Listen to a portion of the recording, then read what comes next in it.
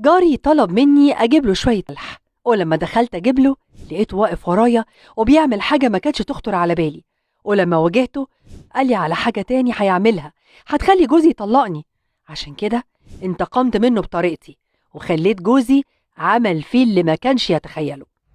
انا ساكنه في عماره فيها راجل عازب ساكن في الشقه اللي تحتينا، وكل ما يسمع صوت باب الشقه بيتفتح نازلين ولا طالعين لاي سبب يفتح شقته ويسالني على اي حاجه: ازاي ولادك يا مدام؟ ازاي جوزك؟ عاملين ايه؟ اخباركوا ايه؟ بطريقه مش طبيعيه. وطبعا انا برد عليه وانا مدوره وشي الناحيه التانيه، لانه راجل عازب ومش عاوزه حد يقول عليا ربع كلمه. وعشان انا ما بحبش المشاكل قلت عادي افترض حسن النيه، وما حبيتش ان انا اقول لجوزي حاجه ممكن تعمل مشاكل او تخليه ينفعل على جارنا ده. شويه والموضوع زاد، بقى بيبتسم قوي، الاحظ ان هو دايما حاطط برفان قوي وكانه قاصد ان انا اشمها، ويحاول يفتح مواضيع مع الولاد. وحسيت ان الموضوع بقى مش طبيعي، واحنا طبعا بننزل وبنطلع كتير. لحد ما في يوم جوزي نزل وجاري ده طلع ولقيته بيخبط عليا. استغربت جدا، وبعدين قلت له: ايوه حضرتك عاوز حاجه؟ قال لي: معلش بس ممكن شويه ملح وفلفل، اصل انا بصراحه عازب وانا اللي بطبخ لنفسي ومش هقدر انزل اجيب دلوقتي، فينفع تشوفي لي عندك؟ قلت له: حاضر ثواني. وريت الباب ودخلت عشان اشوف له اللي هو عاوزه. ببص لقيته ورايا، اتاريه دخل وقفل باب الشقه وقرب مني بطريقه مش مظبوطه. قلت له: انت عايز ايه؟ انت اتجننت؟ قال لي: لو فتحتي بقك واتكلمتي هقول ان انت متفقه معايا، وكمان هقول ان انت طلبتي مني فلوس وان انا رفضت، فعشان كده هددتيني وبتتبلي عليا، وانت اللي مرتبه كل حاجه، لما جوزك يمشي انا اطلع لك. حسيت ان هو ناوي على نيه مش كويسه، وان هو مخطط لكل حاجه من قبلها. عشان كده قلت له: طيب ايه رايك؟ بس عشان اختي جايه دلوقتي، ايه رايك نخليها بعد بكره عشان اكون جهزت نفسي، وكمان بعد بكره جوزي نازل بالعيال فهعرف اقعد معاك براحتي. قال لي: ماشي، بعد بكره هطلع لك.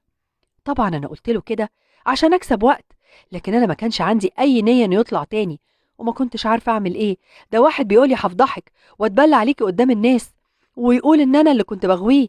قعدت افكر كتير قوي ازاي اخرج من المخرج ده، وازاي اقول لجوزي من غير ما يعمل مصيبه. بس ما كانش عندي اختيار تاني، كان لازم اقول لجوزي، لان الراجل ده ممكن يوديني في 60 داهيه.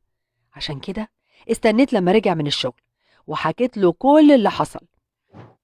جوزي انفعل جدا وقال لي انه هينزل ويضربه، لكن انا قلت له: لا، الموضوع عاوز ذكاء وما يتحلش كده.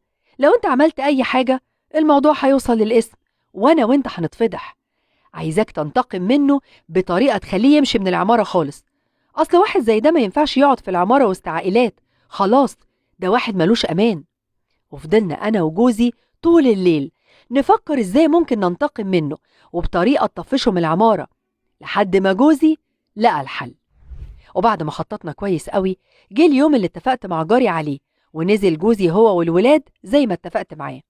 اما جاري فبمجرد ما شاف جوزي نازل راح طالع لي، وانا فتحت له باب الشقه عادي جدا ودخلته، وهو استغرب وقال لي: جدعه جدعه انك ما بتعمليش مشاكل، عجباني. سكت خالص وما اتكلمش. قال لي: وبعدين بقى مش هندخل على اوضه النوم؟ قلت له: اتفضل. ولسه ماشي في الطرقه دخل جوزي بالمفتاح ومعاه اخواته الاتنين وقفلوا باب الشقه. هو شافهم من هنا اتخض وقال لي: ايه ده؟ انت عامله لي كمين؟ ده انا هوديكوا في 60 داهيه. بس جوزي واخواته الاتنين مسكوه كتفوه وطلبوا منه ان هو يقلع هدومه.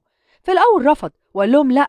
انا طبعا دخلت الاوضه التانيه زي ما جوزي كان متفق معايا وقفلت على نفسي الباب، وجوزي واخواته مسكوه قلعوه هدومه غصب عنه وصوروه، وقالوا له: عشان لو فكرت ان انت تعمل اي حاجه او تروح تبلغ افتكر ان الصور دي هتبقى معانا.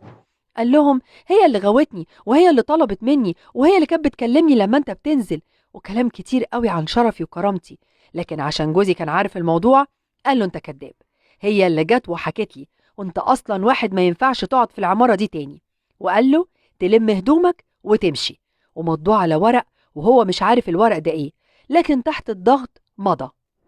طبعا ما وافقش بسهوله وفضل يقاوح ويقاوم، لكن عشان كانوا مصورينه وهو مش لابس هدومه فخاف من الفضيحه، نزل من الشقه وخرج مرجعش الاسبوع ده، ولما رجع اتفاجئ ان احنا بعنا الشقتين وخلاص بنقل العفش منهم. قعد طبعا يهلل ويقول لجوزي ان هو مش هيسكت وان هو هينتقم منه وان هو هيوريه، لكن ما كانش قدامه اي حل الا ان هو ياخد عفشه ويخرج من العمارة. وسكننا في منطقة تانية وبعدنا عنه خالص.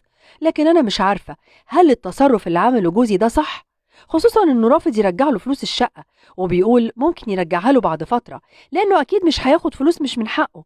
ولا كان في تصرف تاني أحسن كان ممكن جوزي يعمله؟